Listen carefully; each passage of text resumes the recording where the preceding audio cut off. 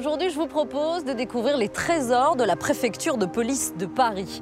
Des trésors qui nous racontent l'histoire avec un grand H, comme la Libération, mai 68 ou encore des destins romanesques qui gardent toujours une part de mystère. Des trésors qui nous racontent et qui nous révèlent l'évolution de la société et des mœurs à Paris et dans la France entière.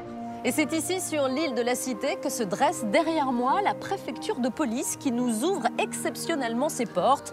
Une institution d'une extrême importance qui, depuis plus de 2 siècles, assure la sécurité de la capitale. Mais pas seulement, car c'est véritablement notre histoire que nous découvrons à travers les lieux, les documents, les objets, les savoir-faire de la préfecture de police. Une histoire mouvementée et passionnante que je vous propose de découvrir sous un angle différent. Découvrons ensemble les trésors de la police parisienne. Depuis les tout débuts de son existence, la police fascine. Faits divers ou événements politiques, évolution des mœurs ou grandes enquêtes criminelles, c'est toute notre histoire que racontent les trésors de la préfecture de police de Paris, qu'il s'agisse d'objets, de lieux ou de documents d'archives. Ils fondent non seulement l'histoire d'un pays, mais ses racines. Non, c'est plus que des trésors, j'ai envie de dire. C'est des trésors vivants. Nous nous rendrons au cœur des magasins sécurisés des archives de la préfecture de police. De Vidocq au registre des femmes galantes, de Ravaillac à la rafle du Veldiv, nous découvrirons des pièces d'exception et les méthodes de restauration des documents les plus précieux de notre histoire. Dans des lieux emblématiques de notre histoire criminelle, nous découvrirons les formidables inventions d'Alphonse Bertillon, le fondateur de l'anthropométrie judiciaire, dont les principes ont été copiés dans le monde entier. Alors que la majorité des services de la police judiciaire a récemment déménagé, nous ouvrirons les portes désormais closes du célèbre 36 quai des Orfèvres, où grands truands et grands flics ont à jamais marqué les lieux. Pour moi, c'était pas une haie d'honneur, comme on l'a souvent dit, mais c'était une haie de l'horreur, parce que c'est ça aussi qu'on voyait, on pense aux familles, vraiment. Nous offrirons un regard neuf sur un événement mythique en revivant mai 68 à travers les yeux et les oreilles de la police grâce à d'extraordinaires enregistrements sonores. Et on vous signale que les manifestants sont en train d'enlever les grilles d'ombre à Edmond-Rostand, Saint-Michel. Ils sont extrêmement précieux parce qu'ils sont pris sur le vif et c'est quelque chose qui est impossible à reconstituer. Généralement, c'est la police qui met à jour nos secrets. Ce soir, à notre tour de dévoiler les trésors de son histoire, qui est aussi la nôtre.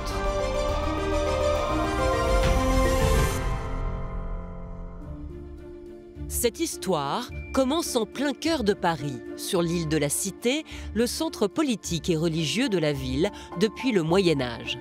C'est là que se trouvent les locaux de la préfecture de police de Paris, depuis près de 150 ans. Mais rien, au départ, ne destinait ces bâtiments à abriter les services de police de la capitale. Il faut se transporter au 24 mai 1871 pour comprendre.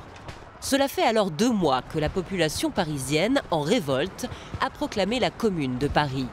Mais depuis quelques jours, les troupes régulières du gouvernement, repliées à Versailles, sont entrées dans la capitale. Les insurgés ne feront pas le poids. En début de soirée, avec l'énergie du désespoir, ils mettent le feu à plusieurs édifices publics comme l'hôtel de ville, le palais de justice ou le château des Tuileries. La Commune, c'est plus qu'une révolte, c'est une forme de révolution. Et donc, forcément, comme dans toute révolution, même si je mets des guillemets, on s'attaque au symbole du pouvoir. Et quel meilleur symbole du pouvoir y a-t-il que tous les édifices qui l'occupent ? Parmi ces édifices, la préfecture de police.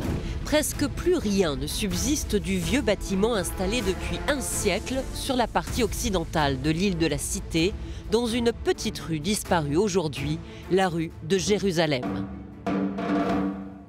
Il faut rapidement reloger le préfet de police et ses services. Par chance, de l'autre côté de l'île, face à Notre-Dame de Paris, une nouvelle caserne a été achevée depuis peu. Le préfet de police, les policiers, les directions s'y installent provisoirement. Eh bien, ce provisoire dure toujours. Ils y sont encore, tout simplement parce qu'on n'a pas trouvé de lieu aussi vaste et aussi bien placé. La solution provisoire devient donc définitive et la préfecture doit aux insurgés de la commune son installation dans ces bâtiments que l'on connaît toujours aujourd'hui. Mais l'incendie n'a pas seulement fait disparaître des murs. La plupart des archives de la police a aussi disparu dans les flammes. Plus de 24 000 cartons et registres concernant l'Ancien Régime, la Révolution, l'Empire. Seul un concours de circonstances dont le hasard a le secret a permis de sauver du brasier quelques éléments qui sont devenus autant de trésors de notre histoire. On avait mis à l'abri la Vénus de Milo pour le Louvre et dans la pièce où elle était cachée, au moment du siège de Paris, on avait entassé, alors était-ce pour les protéger, était-ce pour protéger la statue par une sorte de matelas, on avait mis les registres d'écrou des anciennes prisons parisiennes, un certain nombre de documents très anciens qui du coup ont été retrouvés ensuite et ont été sauvés.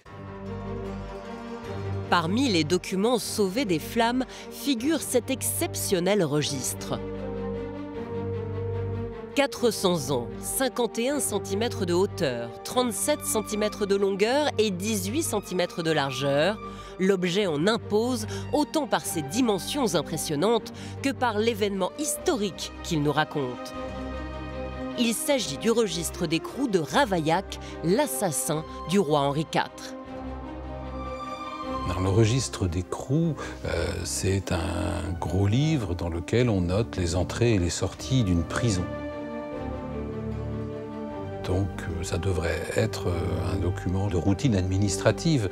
Mais quand il est ouvert à la page où on distingue nettement le nom de Ravaillac, évidemment, ce registre d'écrou prend une ampleur particulière. Alors matériellement, on dirait un vieux grimoire, hein, mais l'émotion est là parce qu'on lit l'arrestation et la détention d'un personnage dont tout le monde a entendu parler dans les cours d'histoire. Ravaillac est entré dans l'histoire le 14 mai 1610. Ce matin-là, le roi Henri IV quitte le Louvre pour rendre visite à son ministre des Finances dans sa résidence de l'Arsenal.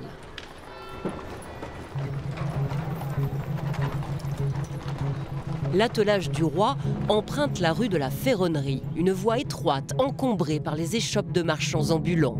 Mais la présence d'une charrette chargée de foin l'oblige bientôt à s'arrêter. Soudain, un homme grand, les cheveux dorés, la barbe roux foncée, grimpe sur l'essieu du carrosse. Pour la gloire de Dieu! Il poignarde le roi à 3 reprises. Restez en vie! Sire! Sire! La force! Tu vas mourir! Ne le tuez pas! Il en va de votre vie! Emmenez-le à l'hôtel de Retz! Mortellement touché, Henri IV rendra son dernier soupir dans le carrosse qui le ramène au Louvre. Ça n'est pas un crime de droit commun, c'est un régicide et qui, au sens du droit, est aussi considéré en quelque sorte comme un parricide, le roi étant le père du peuple, le père de la France, d'une certaine manière.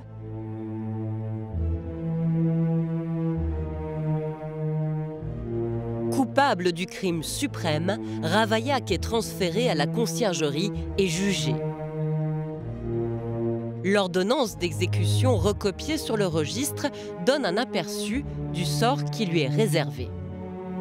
Conduit à la place de Grève et sur un échafaud qui y sera dressé, tenaillé aux mamelles, aux cuisses, au gras des jambes, sa main dextre y tenant le couteau duquel il a commis le dit parricide, et sur les endroits où il sera tenaillé, jeté du plomb fondu, de l'huile bouillante, de résine brûlante, de la cire et soufre fondus ensemble. La politique répressive de l'Ancien Régime est inversement proportionnelle au taux d'élucidation. On attrape peu de criminels, mais ceux qu'on tient, on les fait vraiment souffrir. Comment se fait-il que Ravaillac ait pu commettre son crime aussi facilement? Nous sommes alors au début du XVIIe siècle. La préfecture de police n'existe pas encore. Paris compte près de 500 000 habitants La ville la plus peuplée du royaume est le centre du pouvoir, mais c'est aussi une ville étroite, sale et peu sûre. La police, en réalité, est quasiment inexistante. Bien sûr, il y a ce qu'on appelle le guet. Le guet fait le tour du quartier avec une lanterne. Ce sont quelques hommes qui portent des armes blanches, évidemment. C'est pas très dissuasif, surtout qu'une partie du guet, c'est ce qu'on appelle le guet bourgeois. Ce ne sont pas des combattants de profession, hein, ce sont des bourgeois de la ville de Paris qui, à tour de rôle, assurent une forme de milice. Bon, tout ça ne fait vraiment pas trembler les criminels. Tout va changer 50 ans plus tard, sous le règne du petit-fils d'Henri IV, Louis XIV. Le roi qui vit encore au Louvre ne supporte pas l'insécurité de la ville, qui ne fait que s'aggraver.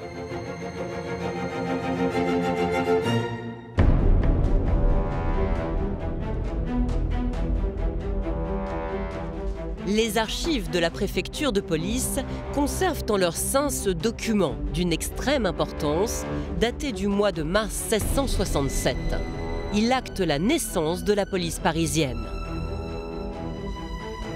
Au verso figure le nom de celui qui va devenir le premier policier de France, Monsieur Gabriel Nicolas de la Reynie. En effet, la situation ne s'est guère améliorée depuis l'assassinat d'Henri IV. Le 24 août 1665, un fait divers a mis le feu aux poudres. Le lieutenant Jacques Tardieu a été assassiné dans son hôtel particulier de l'île de la Cité par 2 jeunes cambrioleurs.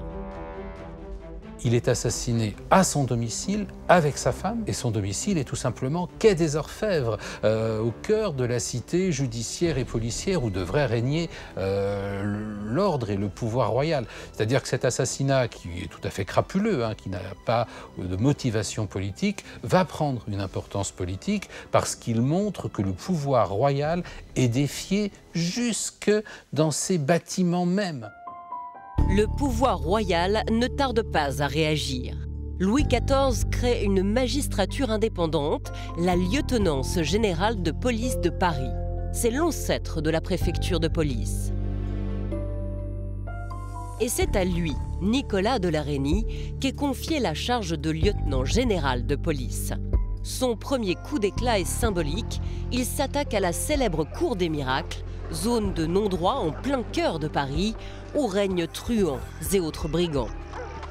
La Reynie est venu un matin, à cheval, accompagné d'archers, accompagné de la maréchaussée également.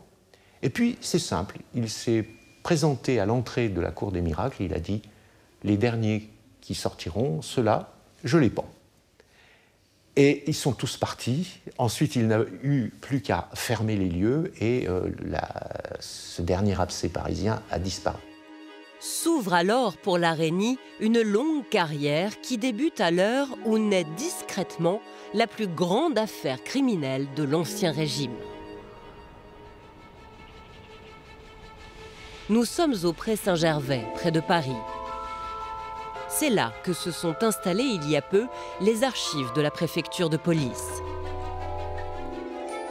Parmi les milliers de cartons conservés ici, figure un document unique en son genre, un petit trésor de notre histoire. Ce document original a exceptionnellement été sorti d'un coffre où il est conservé à double tour. Une seule feuille sur laquelle court une fine écriture noire. Au recto, une recette parfaitement lisible. Au verso, une signature, Marie-Madeleine Dreux d'Aubray. Mais attention, ce n'est pas une recette comme les autres.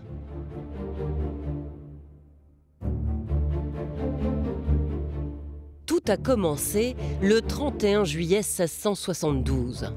Un officier de cavalerie, Gaudin de Sainte-Croix, est retrouvé mort à son domicile de la rue Hautefeuille.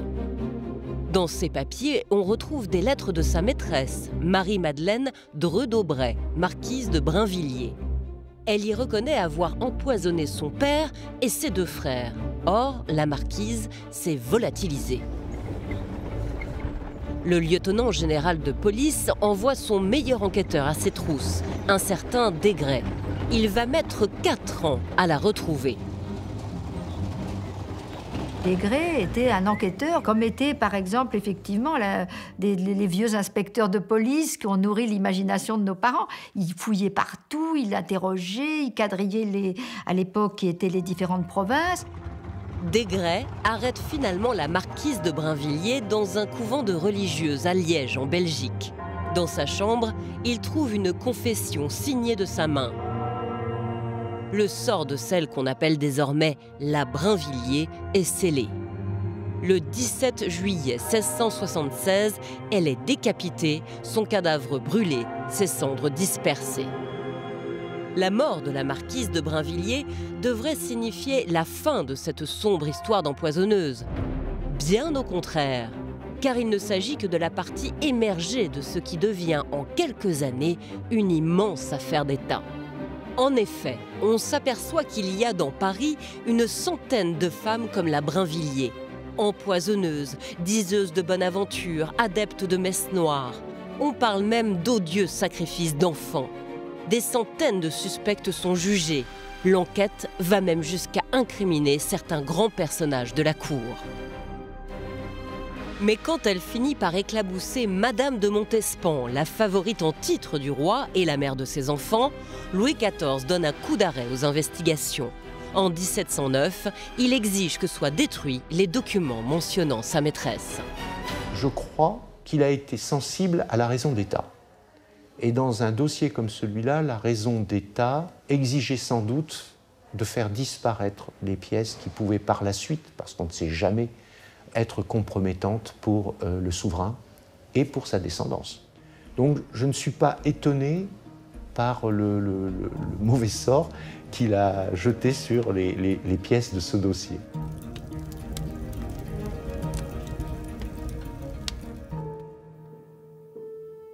Ainsi, certaines pièces du dossier sur cette affaire ont disparu dans les flammes. Mais à y regarder de plus près, cette recette de la marquise de Brinvilliers se suffit à elle-même pour évoquer cet extraordinaire scandale à la cour du roi Soleil. Armoise, Sabine et cyprès blanc, c'est en fait une de ces recettes de poison. Ce trésor insoupçonné de notre histoire a discrètement traversé les âges, telle une pièce à conviction, définitivement auréolée d'un parfum de mystère. Je ne vous cache pas que j'ai jamais essayé de savoir si elle fonctionnait, mais de toutes les façons, il y a quand même des ingrédients là-dedans qui sont un petit peu dangereux. Et ce qui est un peu amusant aussi dans cette affaire, c'est que la recette soit écrite. La marquise de Brinvilliers aurait très bien pu la mémoriser et puis ne pas l'écrire pour le cas où le papier en question tomberait dans des mains indélicates, en tout cas plus indélicates que les siennes. Et donc, c'est assez révélateur de la société de l'époque. La Reynie s'éteint en même temps que l'affaire des poisons, après 30 ans de bons et loyaux services. Il laisse une ville plus sûre, avec des commissaires dans chaque quartier, un système de guet renforcé et surtout un éclairage régulier dans les rues de la capitale. Si Paris est devenue la ville lumière, c'est un peu grâce au premier lieutenant général de police. Nous sommes au cœur du musée de la préfecture de police, niché au dernier étage de l'hôtel de police du 5e arrondissement de Paris. Ce lieu est souvent surnommé le musée du crime. Nous venons à l'instant d'évoquer l'histoire de la lieutenance générale qui est l'ancêtre de la préfecture, même s'il faut attendre plus d'un siècle sous Bonaparte pour voir la naissance réelle de la préfecture de police. Jean-Marc Gentil, je suis vraiment très heureuse d'être avec vous ici aujourd'hui. Vous êtes conseiller auprès du préfet, chef du service de la mémoire et des affaires culturelles. Nous sommes ici dans un lieu exceptionnel qui renferme de véritables trésors. Et nous avons là, par exemple, sous nos yeux, un acte fondateur de la préfecture de police. Oui, c'est l'arrêté du 12 Messidor en 8.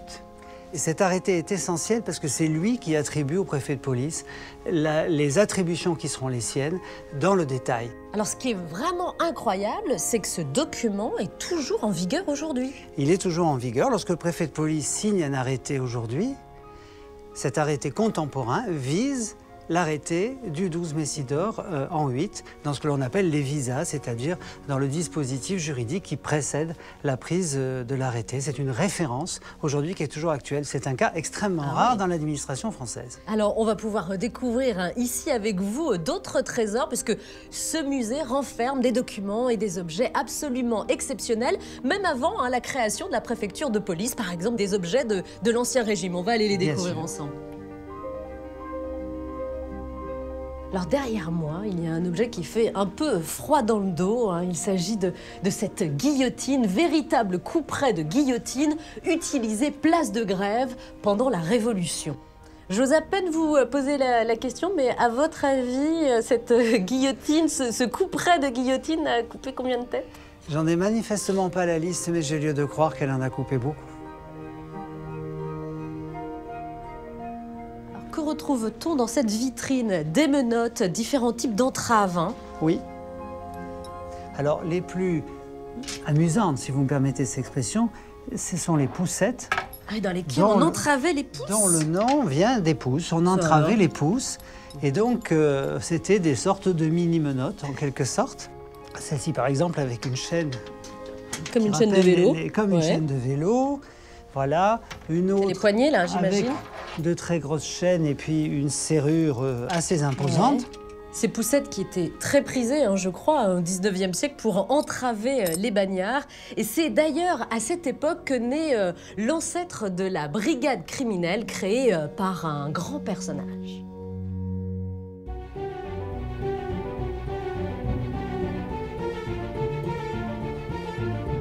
Dans les magasins sécurisés des archives de la police, 10 kilomètres de documents conservent la mémoire de notre histoire. Dans l'une de ces boîtes, nous avons déniché un document exceptionnel. Une lettre d'un seul feuillet sur lequel court une fine écriture déliée parfaitement lisible, signée de la main d'un homme dont la légende a traversé les siècles, un personnage qui a inspiré Balzac et Victor Hugo. Il s'appelle Eugène-François Vidocq. Avec lui, la police parisienne va emprunter des chemins aussi inédits que sulfureux. En 1811, ce criminel multirécidiviste est engagé dans le plus grand secret par l'un des chefs de service de la préfecture de police pour prendre la tête d'une petite brigade de sûreté. Utiliser un criminel pour attraper les criminels, l'idée est audacieuse et elle portera ses fruits.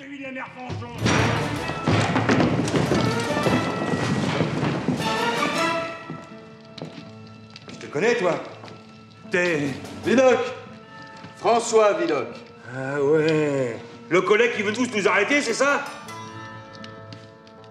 Alors, il faut imaginer à quel point les policiers professionnels sont scandalisés d'apprendre qu'on a donné des moyens et des bureaux à un ancien bagnard qui lui-même fait travailler à son service d'autres anciens bagnards, sauf que cette petite équipe peu recommandable de la sûreté originelle a un taux d'élucidation très supérieur aux policiers traditionnels.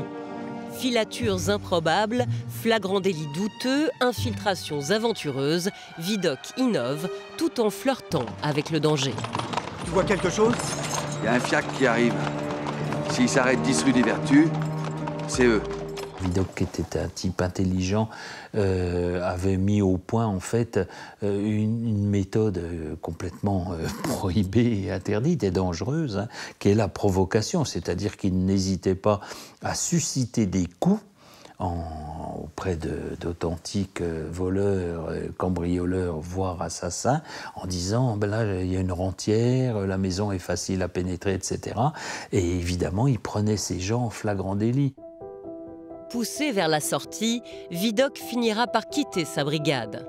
Il écrira ses mémoires, vendus à des milliers d'exemplaires, qui forgeront solidement sa légende du roi de l'évasion, devenu chef de la police criminelle. Mais cette lettre éclaire autrement les dernières années de sa vie insolite. Un document exceptionnel, aussi unique qu'émouvant, signé de la main même de celui que Balzac surnomma le Napoléon de la police. il écrit au préfet de police pour demander des secours, parce qu'il est au bord de la mendicité.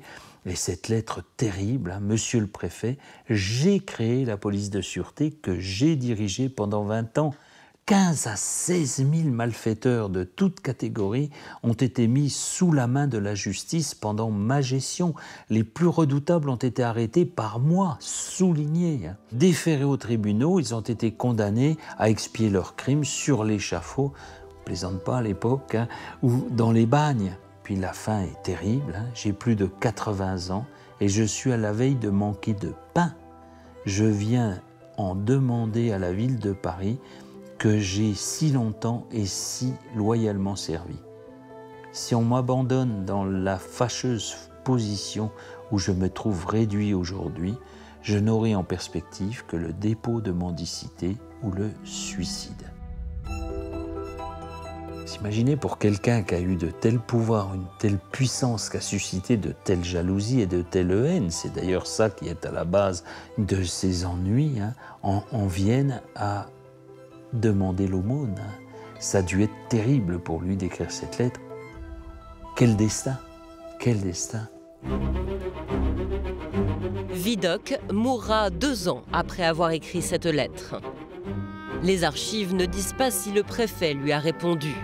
Quant à sa brigade, elle est transformée en un officiel service de sûreté, dans lequel ne sont embauchés que des policiers de métier. On s'est gaussé dans l'opinion, dans la presse et tout, de cette idée d'une police des voleurs, des voyous, des cambrioleurs, des assassins, faite par des honnêtes gens, c'est-à-dire des gens qui ne parlent pas la même langue. Ça, c'est terriblement important, hein. Il faut jaspiner le jar, comme on dit à l'époque, c'est-à-dire parler l'argot de ces gens-là, hein. En plus, les policiers de métier qui sont souvent recrutés parmi les anciens militaires, donc ont un look terrible, pour ça qu'on les repère à 100 mètres, hein, avec leurs cheveux coupés en brosse, leurs moustaches, leurs souliers, leurs chaussettes à clous, comme on les appelle. Ils n'ont pas cet art de la dissimulation, ils n'ont pas la pratique du métier, c'est aussi simple que ça.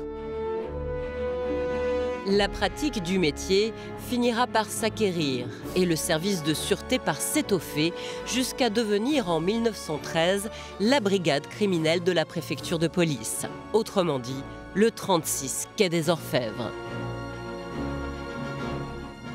Combien d'histoires tumultueuses, de destins tragiques, de trajectoires illustres ou anonymes se dissimulent dans les cartons méticuleusement classés des archives de la police.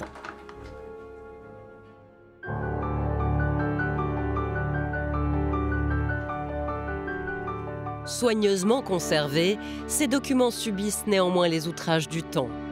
Pour admirer le soin que l'on apporte à la sauvegarde des papiers de notre histoire, il faut se rendre au large de la Charente-Maritime. C'est ici, sur l'île de Ré, entre ciel, terre et mer, que sont régulièrement envoyées les archives de la police parisienne dans un atelier de restauration au savoir-faire exceptionnel. Nous avons actuellement 28 registres.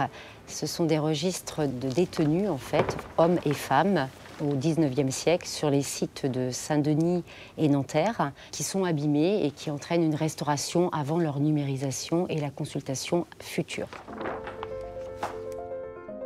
Une fois que les papiers et encres ont été analysés, les registres sont ensuite bien préparés. Numérotation des feuillets, démontage des coutures anciennes, dépoussiérage.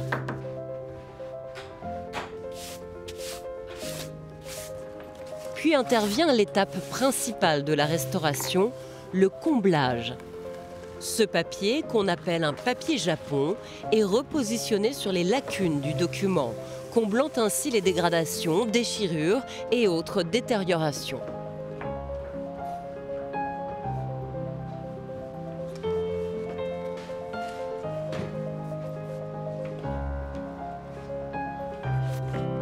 Les feuillets seront ensuite rassemblés puis cousus à la main, avant d'être reliés grâce à des gestes précis et des techniques traditionnelles qui font la fierté de cet atelier de restauration.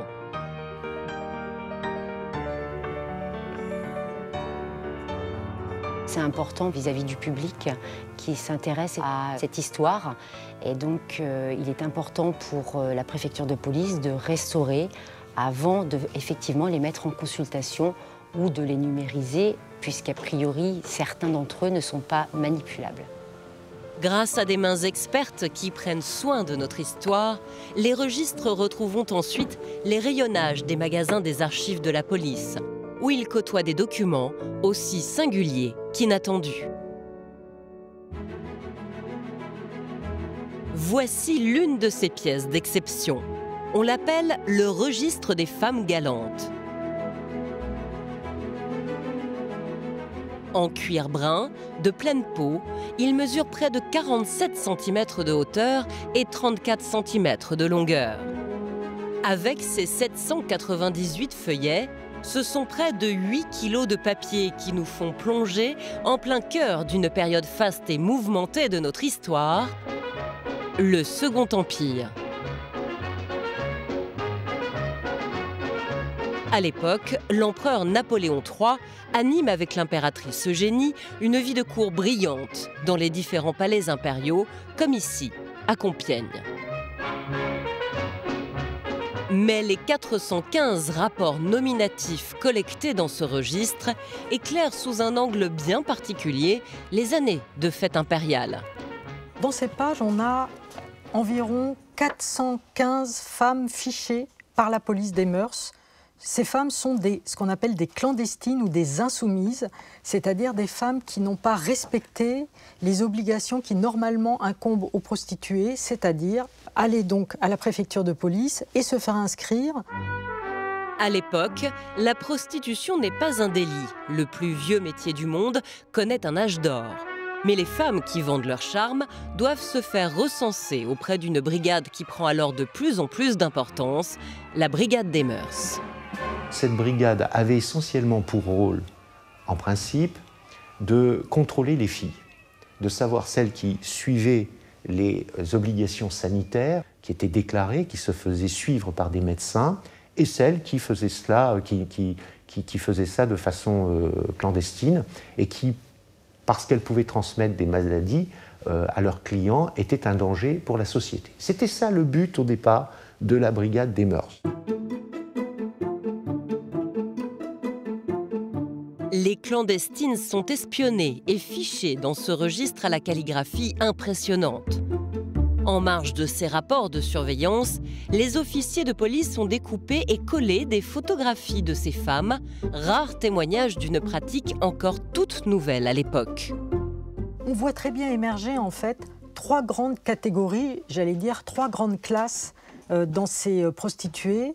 Un petit peu comme dans la société, c'est-à-dire c'est une société pyramidale, donc à la base, qui est très large, vous avez une lower class, c'est-à-dire les plus pauvres, les plus miséreuses, les tapineuses, les filles qui vont se vendre ou se louer plus exactement pour quelques sous au hall, ou voire pour un peu de nourriture.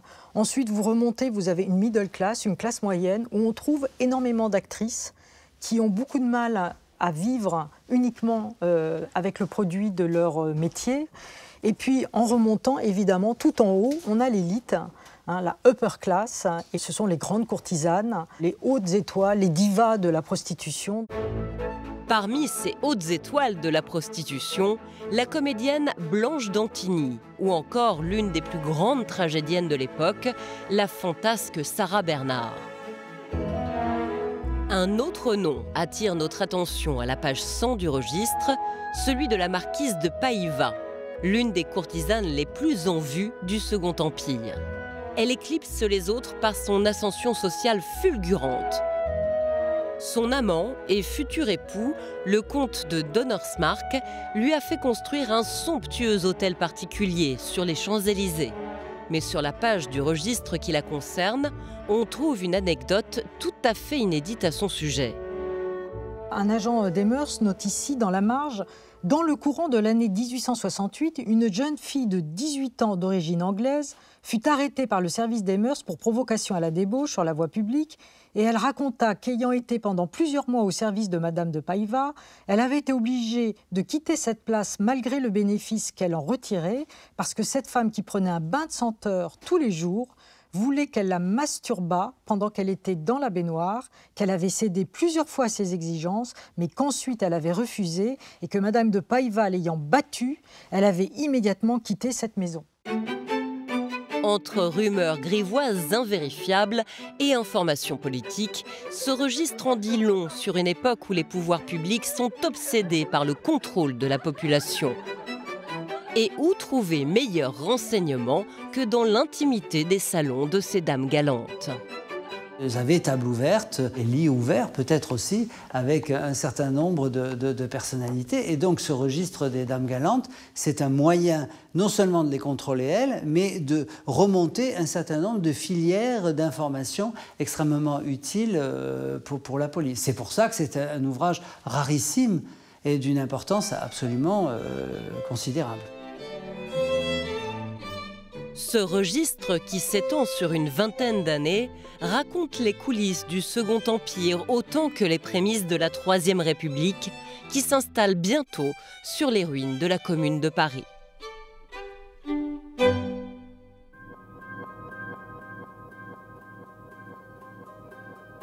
À l'automne 1871, alors que le calme est revenu dans la capitale, le préfet de police prend ses quartiers dans la caserne de l'île de la Cité. Dans le même temps, de l'autre côté de l'île, on reconstruit les bâtiments du palais de justice, brûlés lors de la Commune. Entre le quai de l'Horloge et le quai des Orfèvres, ils entourent la Sainte-Chapelle depuis le Moyen-Âge. Dans l'une des cours du palais, cette imposante porte en fer nous a exceptionnellement été ouverte. Elle mène à l'ancien dépôt du palais de justice. C'est là que les personnes interpellées étaient déférées à l'issue de leur garde à vue. Aujourd'hui, les cellules du dépôt sont vides. Elles n'accueillent plus personne depuis que le tribunal de Paris a quitté l'île de la Cité pour le nord-ouest de la capitale. Chaque pierre de ce lieu mythique raconte une histoire tumultueuse et tragique. Au détour d'un couloir, accompagnant les fantômes qui hantent cet endroit d'exception, trône un véritable trésor de la préfecture de police. Une chaise pas comme les autres. Cette chaise, faite pour prendre des photographies anthropométriques, a près d'un siècle. Elle a été mise au point par Alphonse Bertillon, le fondateur de ce qui est devenu notre actuelle police technique et scientifique. Voici le commissaire divisionnaire Xavier Espinasse, l'actuel chef du service régional de l'identité judiciaire. Il est en fait le 16e successeur d'Alphonse Bertillon. L'intérêt de cette chaise ne réside pas seulement en elle-même, la qualité de l'objet et sa valeur historique, mais aussi sa valeur symbolique, dans le sens où elle montre qu'à partir de cette fin du 19e siècle et du début du 20e, on a commencé à vraiment penser la police scientifique, et que c'est en France que ça a commencé. Plus que révolutionné, Bertillon a vraiment créé quelque chose. Au début des années 1880, Alphonse Bertillon est un petit commis de la préfecture de police chargé de trier les fiches des individus arrêtés. Il se dit, mais ces fiches ne servent à rien. On met taille moyenne, couleur des yeux sombre. Ça ne sert strictement à rien. Il faut trouver une méthode scientifique d'identification des gens. Et donc, il rénove complètement le système de fichage en notant, quel que soit le nom de l'individu, quelle que soit la raison pour laquelle on l'a arrêté, en notant systématiquement un certain nombre de mesures du corps, la taille de la tête, la longueur de l'avant-bras, le pied, etc., de façon que si un jour on compare deux fiches avec des noms différents, les mêmes mesures, les mêmes rapports entre les mesures indiquent qu'il s'agit d'un même individu qui a tout simplement utilisé ce qu'on appelle un alias, c'est-à-dire un faux nom. Il faut identifier les individus pour lutter contre la récidive. C'est le grand principe à la base de l'anthropométrie judiciaire, le procédé créé par Bertillon. Mais la prise de mesure seule ne suffit pas. Bertillon lui adjoint une nouveauté, la prise de photographie face-profil. C'est à cela que sert cette chaise. La construction elle-même de la chaise fait qu'on est tenu de se tenir droit. Vous voyez qu'il y a une petite rainure au milieu de l'assise. Elle est faite pour rendre la situation inconfortable et pour faire en sorte que la personne qui est assise dessus, par réflexe, ait tendance à se redresser. Tel un inventeur de génie, Bertillon ne néglige aucun détail. Alors ça, c'est la partie active, si j'ose dire, de l'appareil. C'est la chaise en elle-même. Et on a ici le dispositif qui permet de fixer et d'orienter l'appui-tête ou le fixe-tête avec un double système de vis sans fin, à la fois en hauteur et en profondeur. Alors, il fonctionne, hein, vous voyez, donc ça permet de le faire fonctionner en hauteur, en fonction évidemment de la taille de l'individu, la nuque de la personne devant reposer ici. Une fois la personne parfaitement positionnée, le cliché de face peut être pris. Et pour que celui de profil soit tout aussi parfait, c'est le photographe qui fait pivoter la chaise à distance grâce à un système de cardan intégré dans la base de l'appareil.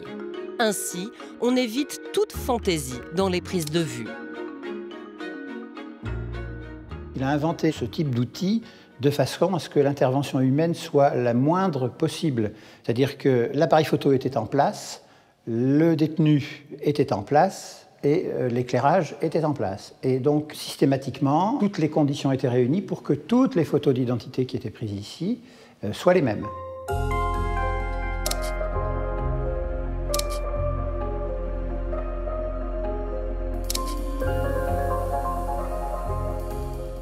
Ce fut la naissance de l'anthropométrie qui a permis dans la recherche des criminels tant de succès éclatants.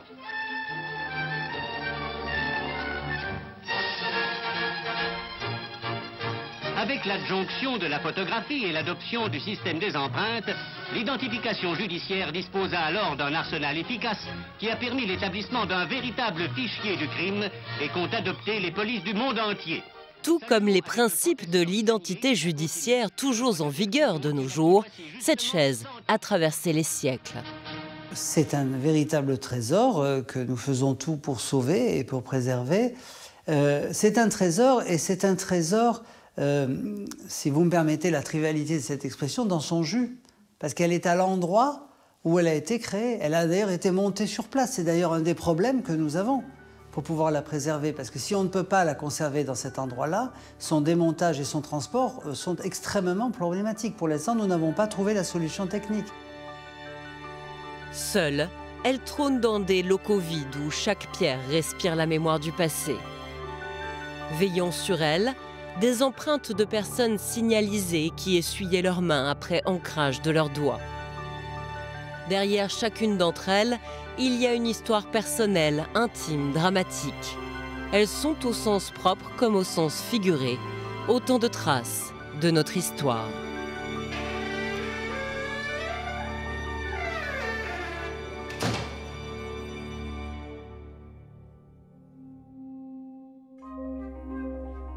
Nous nous retrouvons au musée de la police dans le 5e arrondissement de Paris, toujours en votre compagnie, Jean-Marc Gentil. Alors nous venons d'évoquer un personnage incontournable, Alphonse Bertillon, qui a véritablement révolutionné les affaires criminelles. Alors une aile d'ailleurs du musée lui est consacrée. On retrouve quelques-uns des objets lui ayant appartenu, dont cette mallette qui est juste devant nous, une mallette de mensuration anthropométrique, la mallette de Bertillon. De quoi s'agit-il exactement? C'est l'objet principal finalement de ce que Bertillon a créé. On voit là tous les instruments qu'il a imaginés pour mesurer toutes les parties du corps dans le plus petit détail. On voit un compas, on voit des règles, on voit tout un tas d'instruments de mesure adaptés aux différentes parties du corps, parce qu'il avait tout simplement établi qu'il y avait une chance sur 286 millions qu'on puisse retrouver chez deux êtres les mêmes mensurations.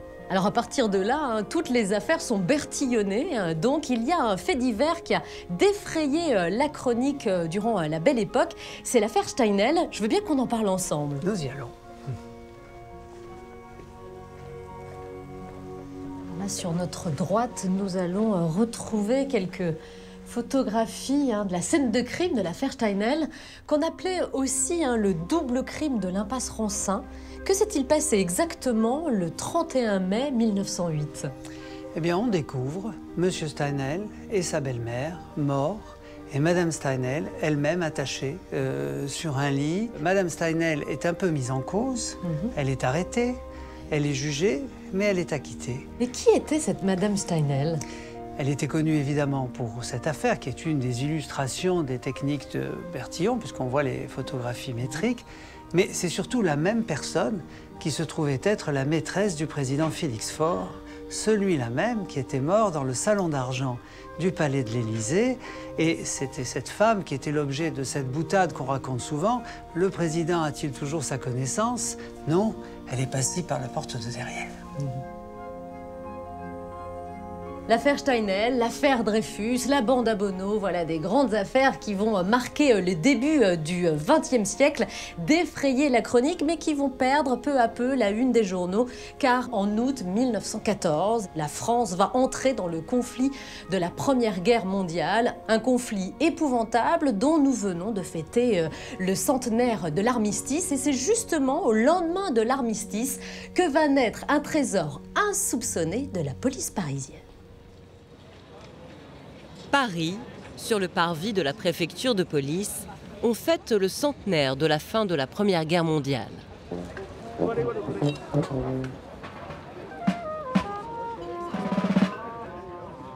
Le 7 novembre 1918, Pierre Sellier, caporal de l'armée française, sonnait de son clairon le premier cessez-le-feu.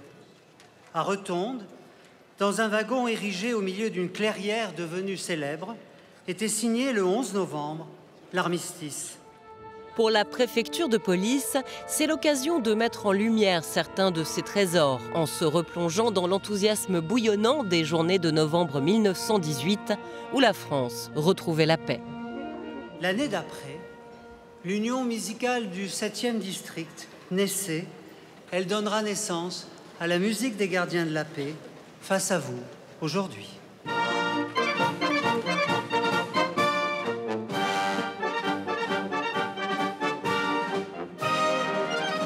La musique des gardiens de la paix, formation musicale originale, accompagne les cérémonies officielles et protocolaires de la préfecture de police. Avant tout, la musique des gardiens de la paix, c'est un trésor humain. Elle est née en 1919 par des policiers qui étaient des musiciens amateurs, et elle a été professionnalisée à partir de 1929. Et maintenant, les musiciens ne sont plus des policiers musiciens, mais des musiciens qui ont le statut de policier simplement. Et pour intégrer la musique des gardiens de la paix, il faut qu'ils aient une formation de très haut niveau, puisqu'ils sont tous titulaires de premier prix de conservatoire.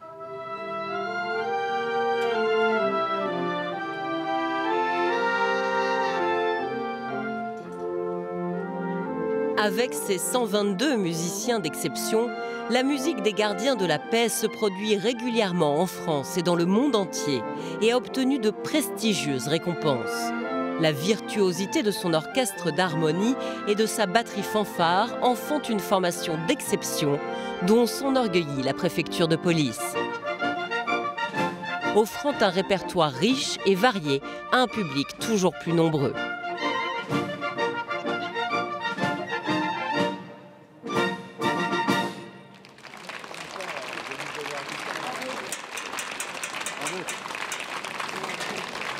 En 1919, quand naît cet ensemble musical, l'heure est à la fête. Après 4 ans d'un épouvantable conflit, l'extravagance, la liberté et la danse donnent à la décennie qui s'écoule un air de folie. Mais la crise des années 30 et l'écho d'une nouvelle guerre probable avec l'Allemagne sonnent bientôt le glas de cette période d'insouciance. Du côté de la préfecture de police, un plan d'évacuation des archives est mis sur pied en cas de nouveau conflit. Il faut absolument éviter qu'elles ne tombent entre les mains de l'ennemi. Mais en 1940, face à l'avancée allemande, rien ne va se passer comme prévu. Il y a 2 péniches qui sont réquisitionnées pour à la fois les dossiers des renseignements généraux et les dossiers administratifs du service des étrangers. Donc la péniche pour les renseignements généraux s'appelait l'Audace et elle est allée dans un premier temps jusqu'à Nevers. Simplement à Nevers, il n'y avait absolument aucun camion réquisitionnable. Arrivé à Roanne, pareil, impossible de trouver des camions. Les Allemands étaient également très proches, donc finalement, il a décidé de saborder la péniche à Roanne. Et l'autre péniche, elle a également été sabordée. Les péniches coulaient volontairement, une partie des archives disparaît donc dans les eaux des fleuves. Une autre est récupérée par les Allemands qui entrent dans Paris en juin 40. Et ce n'est pas fini. En 1945, ces archives qui avaient été envoyées en Allemagne sont récupérées par l'armée rouge soviétique. Et il faudra attendre la fin de la guerre froide, soit près de 50 ans, pour qu'elle ne retrouve la France. Dans les années 2000, dans ce que l'on surnomme désormais le fond de Moscou, on retrouve quelques pépites. Quand le dossier a été classé en 2002, on y a retrouvé des papiers sur une demande de naturalisation de Picasso en avril 1940, demande dont on n'avait pas beaucoup de connaissances avant de le voir dans ce dossier revenu de Moscou. Ainsi, l'un des plus grands peintres du XXe siècle apparaît au sein d'un extraordinaire fonds d'archives qui n'a pas fini d'être classé et où sommeillent peut-être d'autres pièces d'exception de notre histoire. Ça montre une chose qui est fondamentale, c'est que la notion d'archive est un des instruments majeurs de l'histoire. Les gens ne s'y sont pas trompés au moment de l'occupation, durant l'occupation et au moment de la libération. Ils se sont saisis de documents parce que ces documents étaient des éléments non seulement de preuve, mais de travail absolument considérables.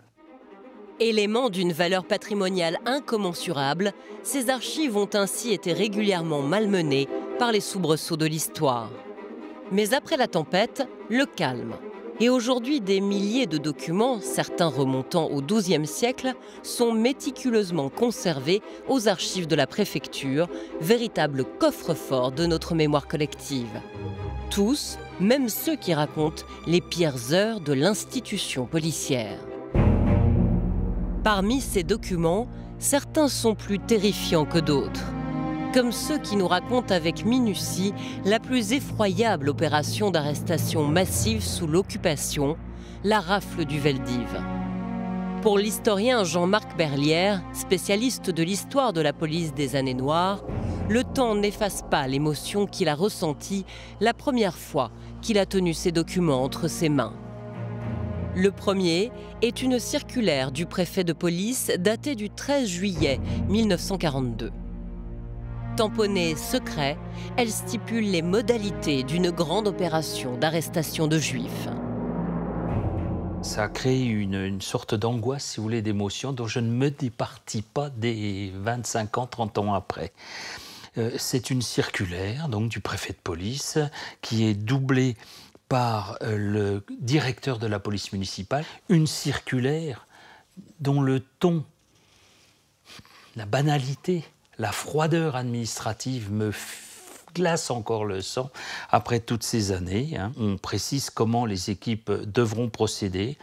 Alors il y a ce paragraphe que je ne résiste pas à vous lire. Les équipes chargées des arrestations devront procéder avec le plus de rapidité possible, sans paroles inutiles et sans commentaires. Parce que les gens, bien évidemment, ils disent « mais on va où? Vous faites quoi et tout ?» On ne répond pas, madame, on obéit aux ordres, on ne sait pas. Et effectivement, j'ai des centaines de témoignages de gens qui n'ont pas obtenu de réponse. D'ailleurs, les policiers ne le savent pas trop, en réalité. Sans paroles inutiles et sans commentaires. En outre, au moment de l'arrestation, le bien fondé ou le mal fondé de celle-ci n'a pas à être discuté. C'est vous qui serez responsable des arrestations, examinerez les cas litigieux qui devront vous être signalés. Depuis que les Allemands sont entrés dans Paris en juin 40, la préfecture de police est devenue l'un des rouages de la machine allemande, jusqu'à méthodiquement préparer et mettre en œuvre l'arrestation et la déportation des Juifs. Le jeudi 16 juillet 1942, 3 jours après la circulaire, l'opération minutieusement préparée commence à l'aube. Ces petits télégrammes à l'écriture manuscrite rendent compte, heure par heure, du déroulement des arrestations. Conservés dans un état exceptionnel, ces échanges entre les commissariats de quartier et la direction de la préfecture sont autant de traces terrifiantes de la collaboration poussée à son paroxysme. Et l'un des premiers télégrammes, il est de 8 h le matin, du 16 juillet, et l'état-major téléphone. L'opération contre les Juifs est commencée depuis ce matin. Elle se trouve ralentie par beaucoup de cas spéciaux. Car effectivement, ce qui va se passer, c'est que rien ne se passe comme on avait pu penser, prévoir, etc. D'abord, comme l'opération était prévue pour quelques jours avant, tous les policiers étaient prévenus et énormément de ces policiers ont prévenu les Juifs qu'il allait y avoir une énorme opération et qu'il fallait surtout qu'ils ne soient pas chez eux les 16 et 17 juillet. Mais les hommes ne sont pas les seuls visés. Pendant quelques jours, dans chaque immeuble, à chaque coin de rue des quartiers concernés, on ne peut qu'imaginer la détresse de familles entières. En plus des 3118 hommes, sont arrêtés 5919 femmes et 4115 enfants. Ça veut dire qu'il y a des centaines et des centaines de gardiens de la paix, agents capteurs, les gros autobus qui attendent pour transporter les gens, et puis les coups sur les portes, ouvrez, police. Tout est prévu, si les gens n'ouvrent pas, on doit casser les portes, on doit faire venir des serruriers. La panique, les gens qui veulent se jeter par la fenêtre, les cris des enfants, faut quand même imaginer. Et puis pendant ce temps-là, la routine administrative continue. Et comme ça, les nouvelles s'accumulent d'heure en heure. Et comment vous dire ça, sans ironie, à la préfecture de police, on est complètement atterré par les résultats. C'est un fiasco, aussi fou que ça puisse paraître. Vous m'excuserez la vulgarité de mon expression, mais on va passer pour quoi? On devait fournir aux Allemands, on leur a promis 22 000 personnes, et on leur en donne 13 000. Sous-entendu, on a échoué. Et dans cette espèce de combat insensé pour être la meilleure police du monde, eh bien, on est mauvais. Et le 22 juillet, donc 6 jours après le début de la rafle, vous avez ce dernier télégramme. Les Juifs internés au Veldiv ont été dirigés ce matin sur la gare d'Austerlitz à destination des camps. 50 malades seront conduits à Drancy. Dans 1 heure environ, le vélodrome d'hiver sera libre. Ces mots, tracés à la main sur des petits papiers, mêlent routine administrative et émotions sans cesse renouvelées face à la tragédie qu'ont vécu les familles internées parce qu'elles étaient juives. Longtemps, ces documents ont été inaccessibles. Puis le temps de l'histoire est arrivé.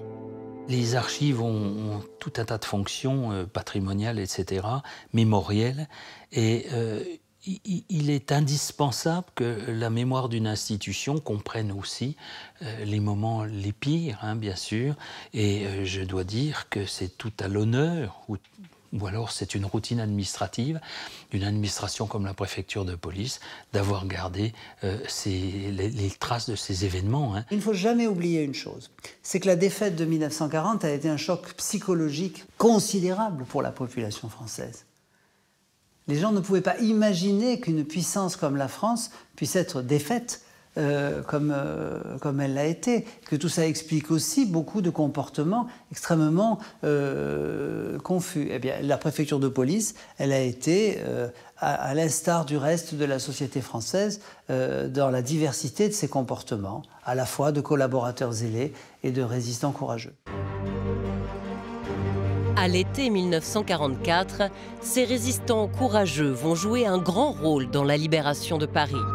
Entre le 19 et le 25 août, à l'appel de 3 organisations policières, des centaines de policiers ont investi la préfecture de police pour en faire le point central des combats parisiens.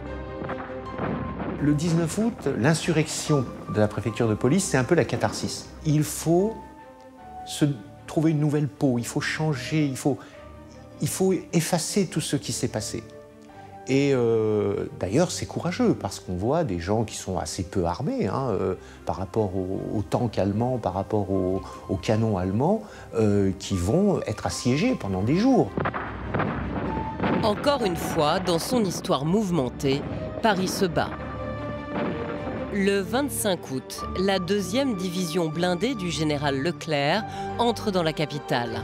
La reddition de la garnison allemande est signée le jour même dans les locaux de la préfecture de police.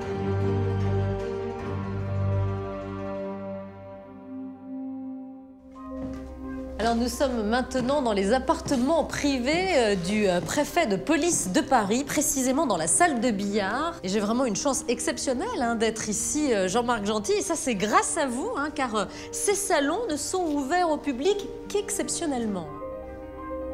Racontez-moi ce qui s'est passé, entre autres, ce 25 août 1944. Le 25 août 1944, aux alentours de 15 h, en début d'après-midi, on s'est saisi un peu avant du général von Choltitz qui se trouvait à son état-major à l'hôtel Meurice, rue de Rivoli, et on le traîne, si je puis dire, jusqu'ici pour qu'il accepte de signer la reddition des troupes allemandes à Paris, la reddition de ce que l'on appelait à l'époque les troupes dans le Gros Paris, c'est-à-dire dans un Paris élargi. Et il accepte de signer un acte en double exemplaire, l'un pour chacun des deux signatures, qui donne ordre aux troupes qui sont placées sous ces ordres d'arrêter le combat, de cesser le feu.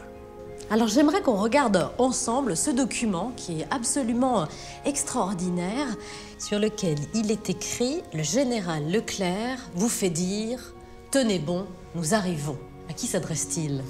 C'est un document capital. La préfecture de police était soulevée par elle-même le 19 août 1944. Mais elle constituait un point d'appui militaro-policier isolé dans Paris.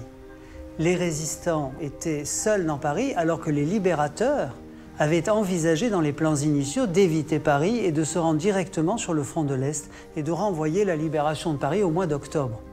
Donc ils ont fait parvenir un certain nombre de messages à ces forces de libération et le général Leclerc envoie ce message pour faire comprendre en quelques mots que les plans sont modifiés et que les forces de libération se déroutent vers Paris. Et c'est un petit avion qui survole la préfecture de police à ce moment-là, le 24 août à 16 h 30, qui lance ces messages, qui tombent d'ailleurs à l'extérieur de la préfecture de police. Il a fallu que les policiers sortent sous le feu de l'ennemi pour aller les récupérer. Et dans ce message, ils comprennent qu'enfin, ils vont être rejoints par les forces de libération et qu'ils ne seront plus seuls. Ce message prend tout son sens. Tenez bon, nous arrivons, nous sommes le 24 août et le 25 août est signée la reddition allemande. Alors le moins que l'on puisse dire est que l'année 1944 est une année trouble pour Paris et sa préfecture, mais au milieu de ce marasme, les grandes affaires criminelles suivent leur cours et il y en a une qui occupe les policiers depuis plusieurs mois, le charnier de la rue Le Sueur. Alors ouvrons ensemble le dossier d'une des plus grandes affaires criminelles du XXe siècle.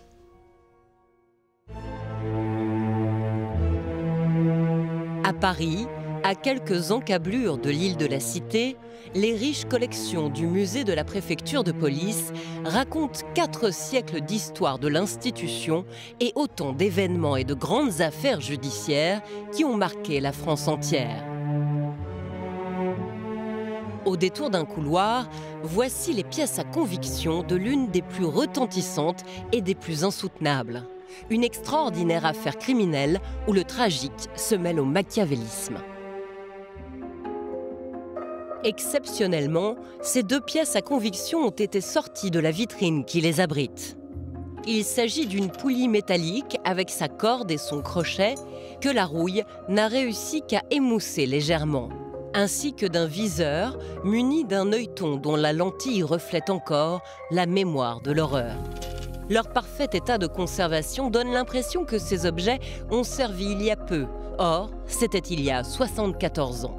Ils ont été découverts un matin de mars 1944 par la police criminelle dans les sous-sols d'un hôtel particulier de la rue Le Sueur à Paris. Les policiers comprennent immédiatement à quoi sert cette poulie parce qu'elle est positionnée, accrochée au-dessus d'une fosse dans laquelle il y a des cadavres.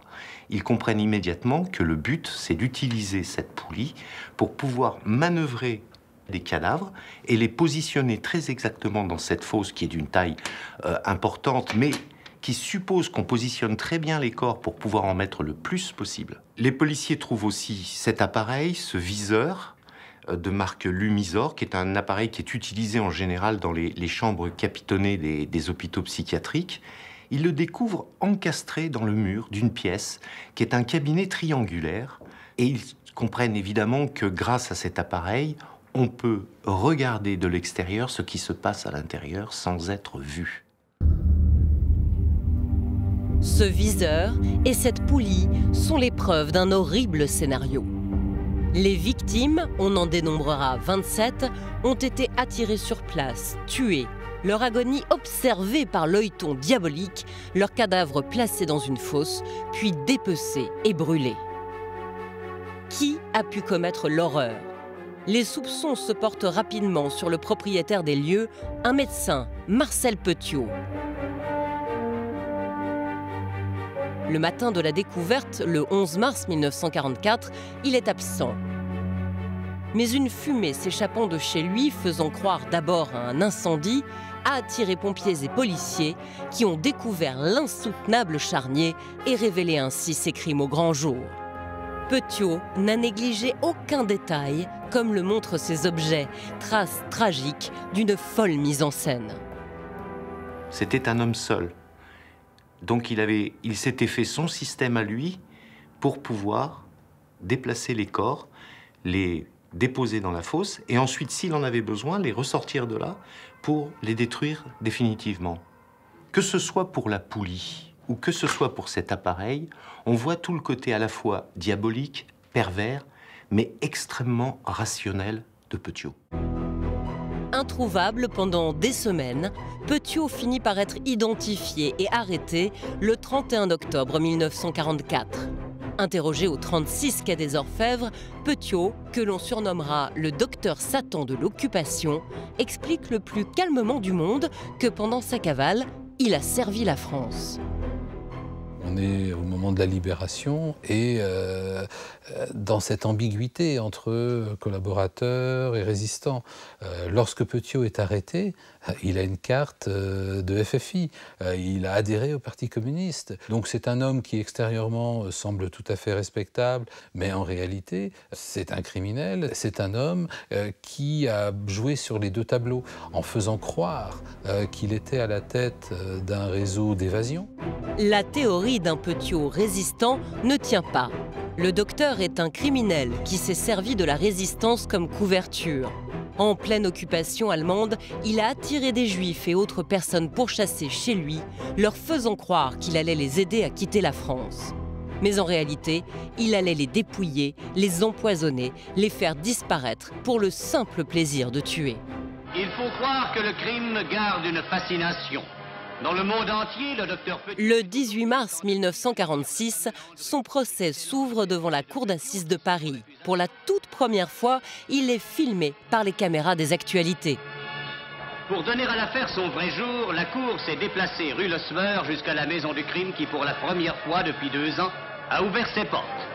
Petiot, menottes aux mains, y refait le chemin que firent naguère ses victimes lorsque, cherchant une sortie hors de France, elles ne trouvèrent que l'entrée d'une tombe. Un peu plus, il ferait les honneurs de la fosse où la chaux-vive rongeait les cadavres. Du Judas, où il assistait à l'agonie de ses victimes, de la chaudière, où il brûlait leurs restes. Petiot est un monstre. Condamné à mort, Marcel Petiot est conduit à la prison de la Santé, où il sera exécuté le 26 mai 1946. L'ombre sinistre de ces crimes plane sur ces objets, conservés au musée de la police. Traces insoutenables mais constitutives d'une page de notre histoire criminelle. Comme elle, de nombreuses pièces à conviction racontent des affaires qui ont marqué la mémoire collective.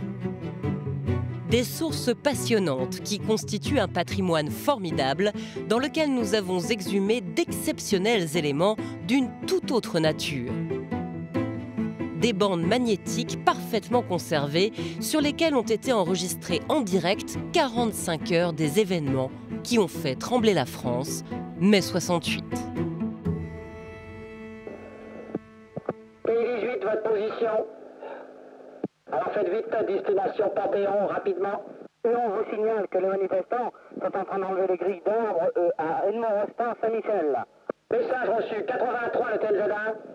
Sur place, bien intercepté.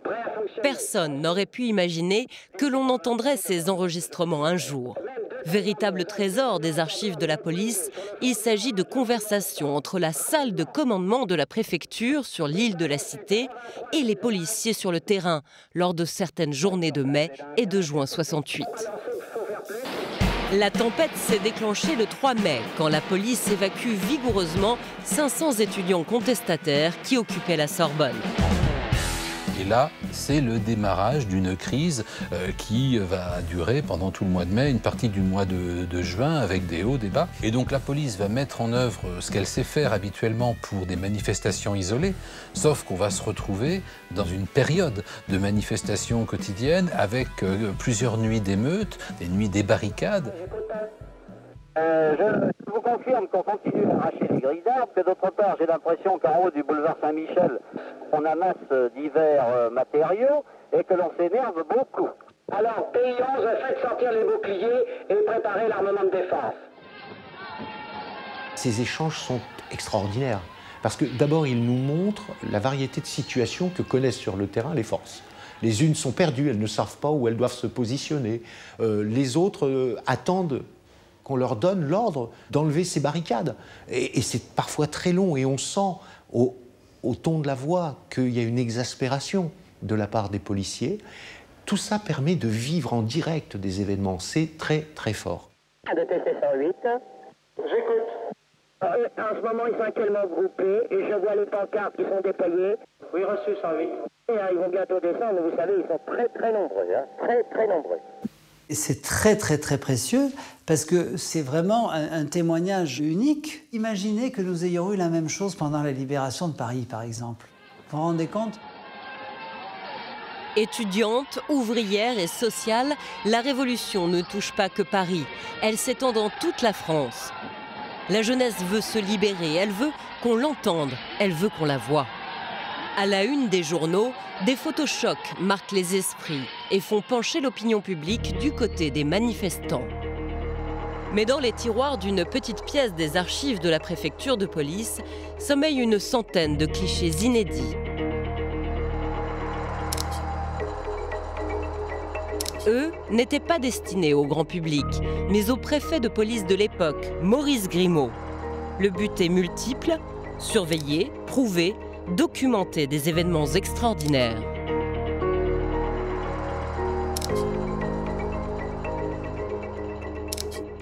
Maurice Grimaud, il sentait le terrain, il sentait aussi qu'il fallait garder des traces importantes pour l'histoire de ce qui était en train de se passer, dont on ne savait pas d'ailleurs comment ça allait tourner. Tout était bloqué, donc l'incertitude était totale. Et ce réflexe d'avoir pris des photographies de la situation, c'était extrêmement intelligent parce que ça montrait l'histoire en marche, l'histoire au quotidien, d'une certaine manière. Policiers et photographes, les hommes du service technique de la préfecture se mettent en action. Certains prennent de la hauteur. D'autres arpentent inlassablement les rues de Paris. Paul Becquet est l'un d'entre eux. Il avait 26 ans à l'époque. Il ne se doutait pas qu'il avait au bout de son objectif ce qui deviendrait 50 ans plus tard des trésors de notre histoire. Ça me rappelle des souvenirs.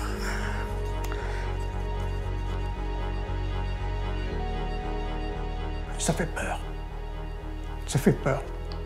Parce qu'on était... moi j'étais en civil, hein, mais un moyen de protection.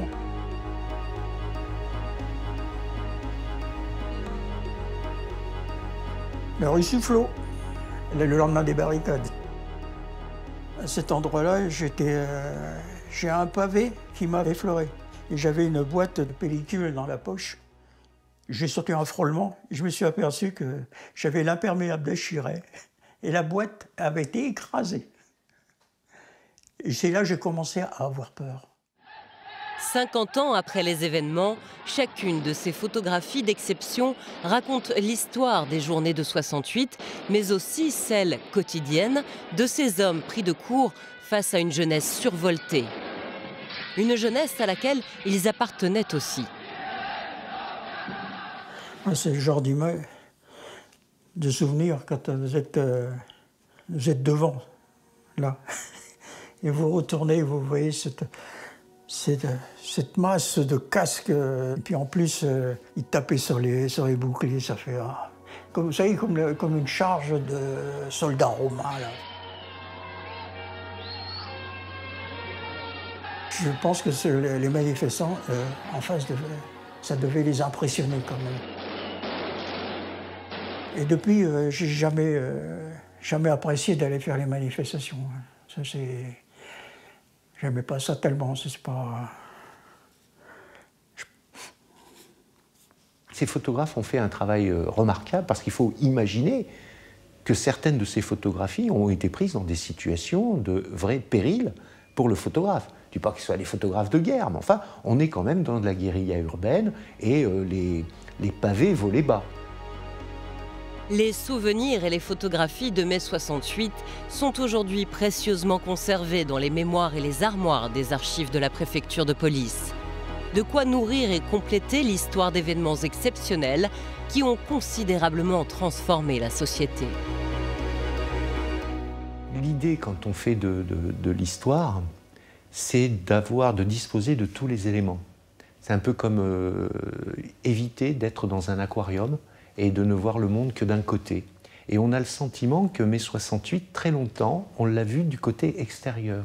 On l'a vu tel que les médias l'ont renvoyé à la population et tel que la population l'a quelque part assimilé.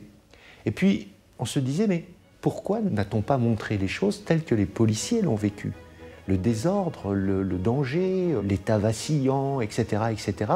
Or, grâce aux archives dont on dispose, on peut reconstituer de façon assez précise chacune des journées de mai 68, de mai-juin 68. Et ça nous donne vraiment une indication très forte sur la façon aussi dont le pouvoir politique a géré mai 68. Donc, ça confirme ou infirme un certain nombre de choses qu'on entendait jusque-là, mais de toute façon, ça complète l'ensemble de cet événement. Et ça nous sort de notre aquarium.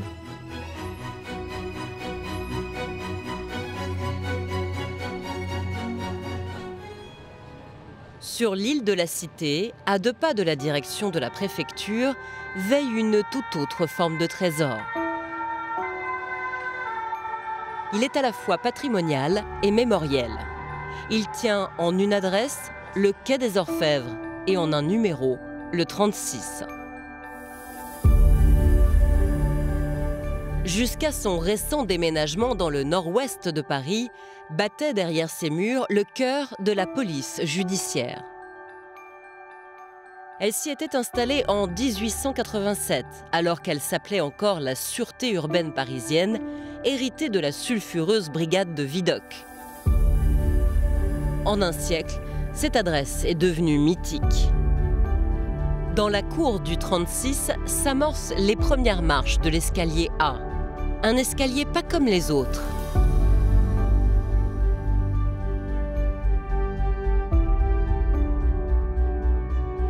Ces 148 marches patinées par le temps conduisaient aux différents services de la police judiciaire, la PJ.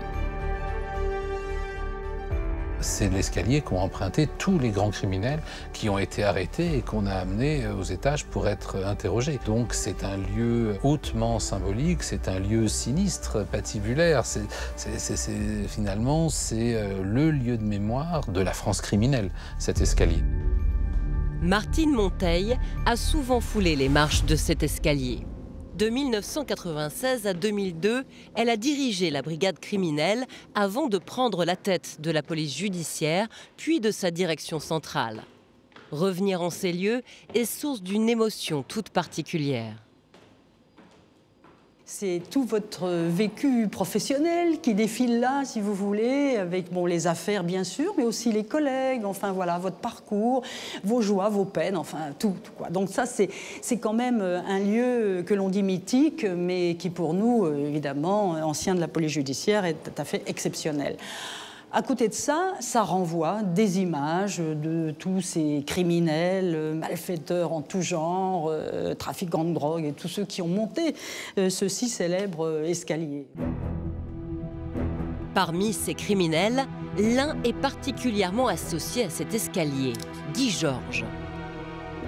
Dans les années 90, celui que l'on surnommera le tueur de l'Est parisien a violé et assassiné 7 jeunes femmes et agressé 3 autres.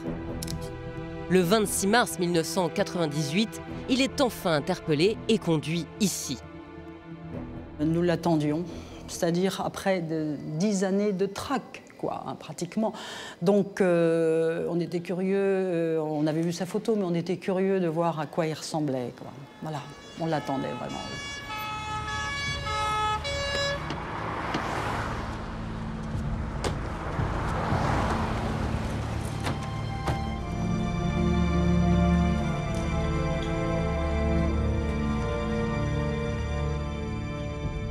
Je dois dire que là encore, il y avait beaucoup d'émotions parce qu'en même temps qu'on voyait monter Guy Georges, en tout cas je parle pour moi, c'est sûr, j'avais les images de ces femmes. C'est-à-dire pour moi, c'était l'homme par lesquels ces jeunes filles qu'on avait vues, nous, sur les scènes de crime ou en photo, etc., avaient perdu la vie. Si vous voulez, donc pour moi, ce n'était pas une haie d'honneur, comme on l'a souvent dit, mais c'était une haie de l'horreur, parce que c'est ça aussi qu'on voyait, et on pensait aux familles, vraiment. Bien avant Guy Georges, de nombreux criminels ont été conduits entre ces murs. Qu'ils soient inconnus ou qu'ils aient défrayé la chronique de leurs époques respectives, comme Landru, le premier tueur en série, Violette Nozière, la parricide, ou encore Jean-Bastien Thierry, qui a tenté d'assassiner le général de Gaulle.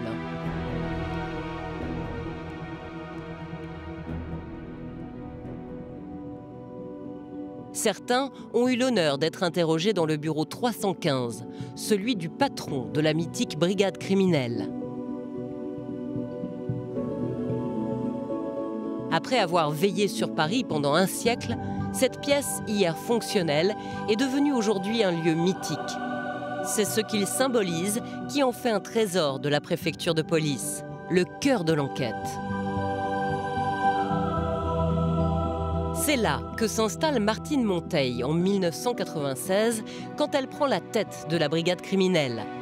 L'attentat du RER Port-Royal, la mort de la princesse de Galles en 1997, Guy Georges ne sont que quelques-unes des affaires qui ont jalonné sa carrière. Travailler sur un dossier qui concerne une princesse ou un SDF, pour la crime, il n'y a pas de différence. Lady Diana, par exemple, ça n'a pas le poids et la gravité de ces jeunes filles victimes de Guy Georges ou de ces gens qui sont restés dans ce métro déchiqueté. Vous voyez, ça n'a pas le même poids. Parce que pour nous, service de la crime, on a assez vite compris qu'on était devant un banal accident de circulation. Cependant, nous avons aussi très vite compris que c'était une affaire qui était suivie par le monde entier, donc avec la couronne britannique également. Donc, vous voyez, les affaires ne se ressemblent pas, mais le mode de fonctionnement de la brigade criminelle, c'est-à-dire ce rouleau compresseur qui avance, voilà, avec toute sa force et puis sa méthode, son professionnalisme, ben, il est là, quelle que soit l'affaire. Aujourd'hui, les locaux de celle que l'on surnommait la Brigade des Seigneurs sont vides. Mais les murs sont encore imprégnés de l'ambiance qui a régné ici pendant près de 150 ans. Le 36 reste dans nos cœurs, c'est-à-dire tous ceux qui ont travaillé ici ressentent la même chose. C'était une ambiance, vous voyez, une atmosphère, un partage de joie, de peine, hein. Il y a eu de tout, parce qu'il y a eu aussi des drames qui nous ont frappés, donc... Et je veux dire, tout ça, c'est tellement fort dans nos cœurs, c'est toute notre vie, et c'est tellement de l'humain que ça ne s'efface pas comme ça, quoi. Voilà. Si l'avenir du 36 quai des Orfèvres reste à ce jour incertain, les trajectoires et les souvenirs de celles et ceux qui ont fait son histoire en disent long sur la valeur patrimoniale et symbolique de ce bâtiment. Un bâtiment dont il est essentiel de sauvegarder les pierres autant que la mémoire.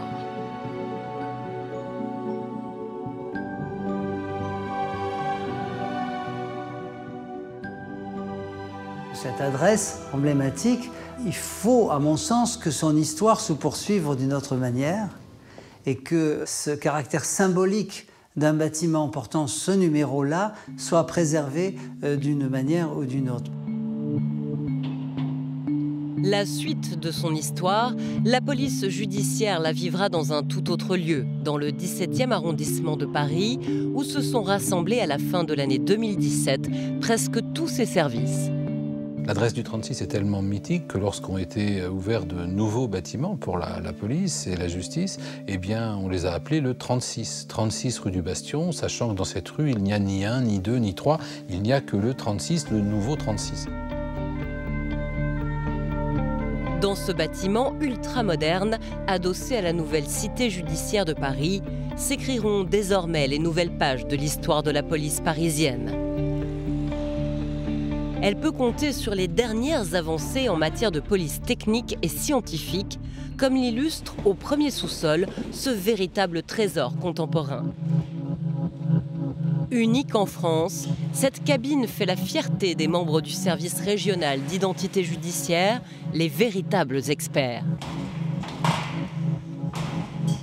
Il s'agit d'une cabine cyanoacrylate, destinée à relever des empreintes, dont les dimensions impressionnantes permettent l'examen d'objets très volumineux ou très particuliers.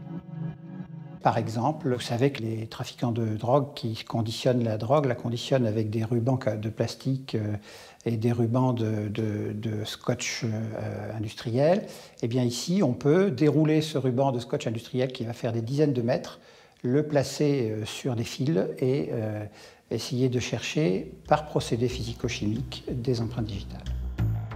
Tout au long de la cabine, un tuyau est émaillé de petites buses émettant de la vapeur d'eau.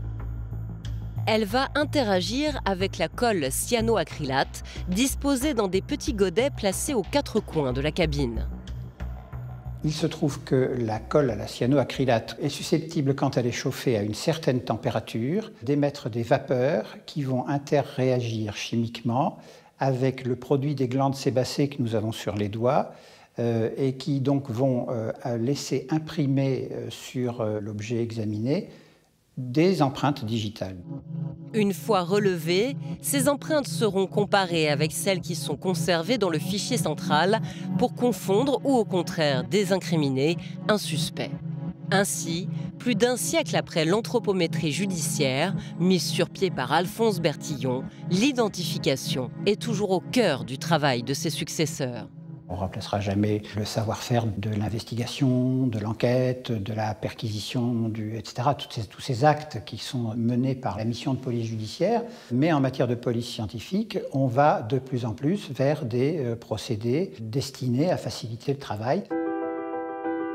Technique de révélation d'empreintes papillaires, identification par les traces ADN, les héritiers de Bertillon innovent encore et ne sont pas prêts de s'arrêter. Symbolique de la police du XXIe siècle, la cabine cyanoacrylate vient s'ajouter à la liste des pièces d'exception du patrimoine de la préfecture de police. Documents, pièces à conviction, outils, lieux, photographies, enregistrements, chacun à sa manière raconte notre histoire passée et forme le socle de celle qui s'écrira demain. Quand on ouvre une boîte, on n'est jamais déçu. En fait, on trouve très souvent des choses inattendues. Il y a clairement des trésors dans les archives de la préfecture de police. Ce sont parfois des documents tout à fait tristouilles, mais dont le contenu est extraordinaire. Ces documents sont une formidable information sur la vie, sur le comportement, sur les peurs de la population de chaque époque. Et donc c'est tout à fait normal qu'on considère ces pièces, qu'elles soient documentaires ou qu'elles soient des objets de toute nature, comme des trésors.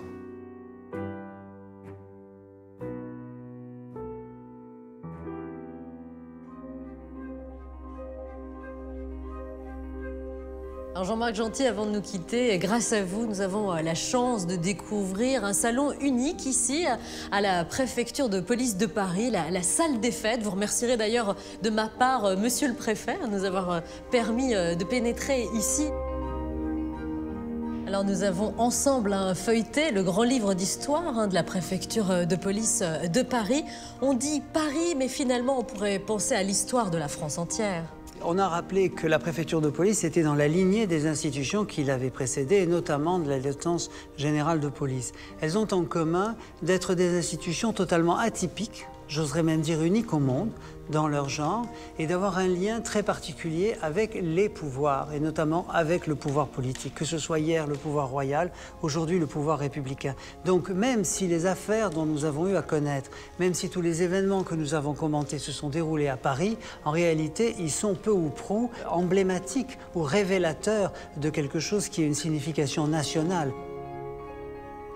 Et nous venons de le dire, hein, à travers ces trésors, c'est finalement notre histoire que nous racontons. Nous avons évoqué le registre d'écrou de Ravaillac, la chaise de Bertillon, les documents liés à la rafle du Vel d'Yves ou aux événements de mai 68 ou encore l'histoire du 36 quai des Orfèvres. Nous aurions pu évoquer bien d'autres histoires qui feront peut-être un jour l'objet d'autres trésors. D'ici là, je vous dis à très bientôt.